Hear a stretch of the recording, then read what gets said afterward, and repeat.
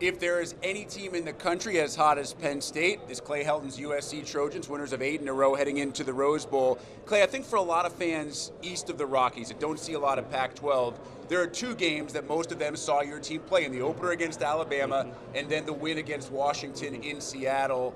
Everyone likes to point to the change at quarterback and Sam Darnold for the transformation from the first game to the second, but it's more than just one guy. So what else changed with your team? I think games are win and loss with your big men, and I really felt like our offensive line and our defensive line really matured as the season went on. Did the quarterback play extremely well? Yes, of course, but really when you look at us, our big men played great in the month of October and November, and that's where games are won and lost. Our offensive line created a great sense of balance for us, rushing the ball over 200 yards a game and protecting the quarterback, 11 sacks on the year, that's top in our conference. And then our defensive line, really in our league, which is a passing league, it's about getting to the quarterback. And what Clancy Pendergast and our defensive front was able to do in the second half of the season, we were able to get quarterbacks off their spot and affect them. So I really have to give a lot of credit to those big men.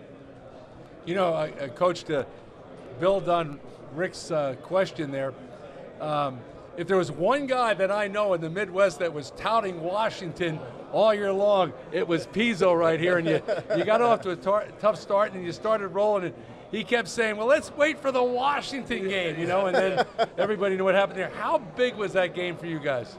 It was great for us because we had taken the lessons that we learned, Coach, all the way through the season. I looked at us, you know, at that Alabama game where we were awful, to be honest with you. And we improved going into a Stanford game, going into a Utah game. Even though we were 1-3, we were progressing as a football team and just told our team, hey, keep doing what you're doing. Trust the process. You're going to look up by November and you're going to be exactly what you want to be, which is a good football team playing good football. And we caught Washington at the right time. We were clicking on all cylinders, and we take all the lessons that we had learned throughout the season and went to that game and executed in a very hostile environment. Now, I heard you say you're going to put a lot of emphasis in rushing the passer. Is there anything that you would do differently with a mobile quarterback such as a Trace McSorley? Well, I think the biggest thing is keeping him contained in the pocket. You know, he kind of reminds us of our guy.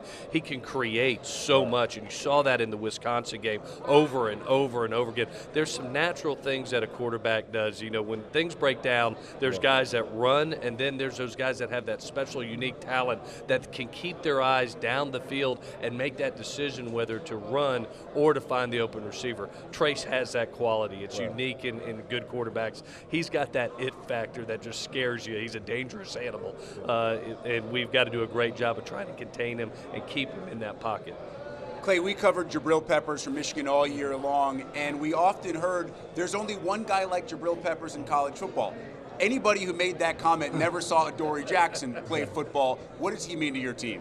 He's been everything. You know, he is the spark plug of this football team as what I think is one of the best three-way players in the country right now. You know, we really concentrated him on this year, trying to be the best defensive back in the country and gain technique and fundamentals to his game. He really focused on that. I was very proud of him winning the Thorpe Award and what he's done for our defense. But then you put him on offense, and I think about the Notre Dame game. You know, his ability to score on offense as a punt returner, as a kick returner, you know, those non-offensive touchdowns. I'm as big a fan of those as anybody in the world. And every time he touches the ball, you just hold your breath. You're like, all right, here he goes. And his ability to create and make big plays has really led our football team this year. You know, Coach, I read one of your quotes this year, and I don't remember exactly what it was, but I remember reading it and chuckling. You said, I love my wife, I love my kids, and I love Coach Pendergast. Oh my gosh!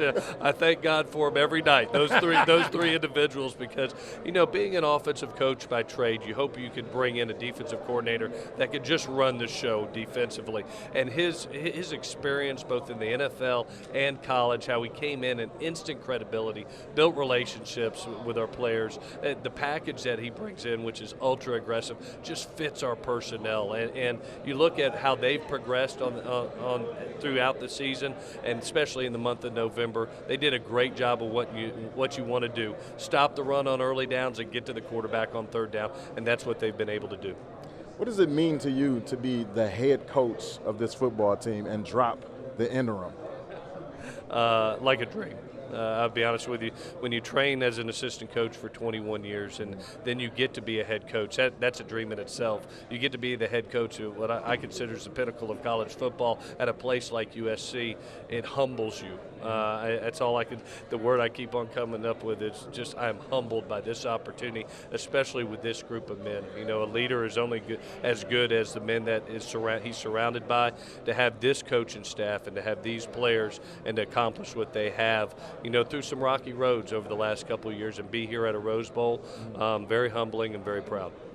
Clay Helton, truly appreciate your time. Wish you the best of luck on January the 2nd. Thank you, guys. Appreciate it.